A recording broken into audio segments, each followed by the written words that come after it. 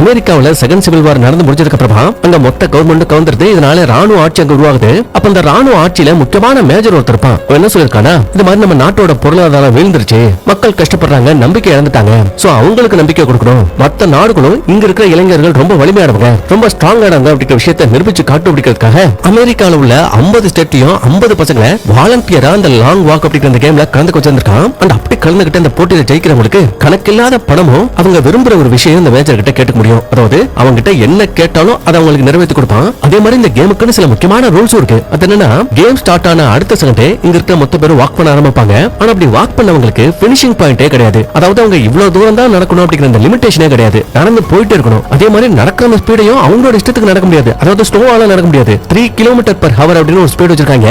அந்த ஸ்பீடுக்குள்ள மட்டும்தான் இங்க நடக்கணும். அதை விட ஒருவேளை குறைவா நடந்தாங்கன்னா அவங்களுக்கு முதல் வார்னிங் கொடுப்பாங்க. 10 செகண்டுக்குள்ள எந்திரிக்கலனா ரெண்டாவது வார்னிங் கொடுப்பாங்க. அதுக்கு எந்திரிக்கலனா மூணாவது வார்னிங் கொடுப்பாங்க. ஆனா நாலாவது டைம் வார்னிங்கே கிடையாது. நெத்தி போட்டுல பட்டான ஒரு போட்டு அந்த பையல கொன்னே போடுவாங்க. சோ இப்படிப்பட்ட ஒரு கொடூரமான ரூலை வச்சு இவங்க 50 பேர் வாக் பண்ணணும். அதாவது சாகுற வரைக்கும் வாக் பண்ணணும்.